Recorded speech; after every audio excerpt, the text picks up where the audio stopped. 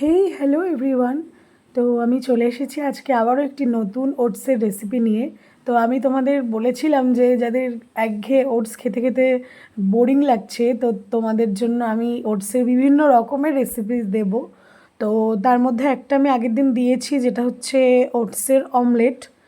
তো তোমরা অবশ্যই জানিও আমাকে এই ভিডিওটার কমেন্টে যে তোমাদের ওটসের অমলেটটা কেমন লাগলো খেতে, আর কে কে খাচ্ছ।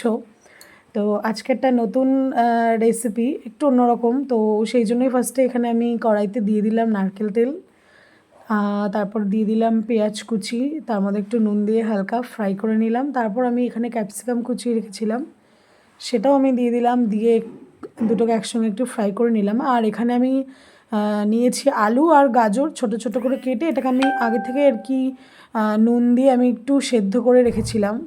আর এখানে ডিম সেদ্ধ করা, সেটাকে আমি এরকম ছোটো ছোটো করে কুচিয়ে নিলাম। আর ওটসটাকে আমি 2 থেকে 3 মিনিট আমি নর্মালি জলে আমি একটু ভিজিয়ে রেখেছিলাম, ভিজিয়ে জল ঝরিয়ে আমি রেখে দিয়েছিলাম।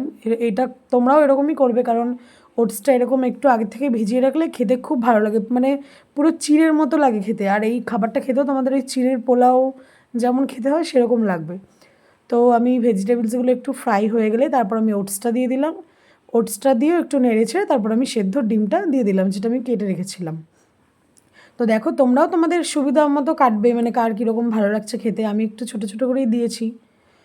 তো তারপরে এটা মানে এখানে পরিমাণ মতো আমি ডিম, আগে তো ভেজিটেবলসের আর ওটসের দেওয়াই ছিল, এবার ডিমটা যেহেতু অ্যাড করলাম তাই ডিমের পরিমাণ অনুযায়ী নুন আর একটু গোলমরিচ দিয়ে দিলাম শেষে। এটা আমার প্রায় হয়ে এসছে, আর একটুখানি আমি ফ্রাই করে আমি এটাকে নামিয়ে নেবো। এটা আমার অলমোস্ট আমার রেডি। তো এই রেসিপিটাও তোমরা অবশ্যই বাড়িতে ট্রাই করো। আই হোপ তোমাদের ভালো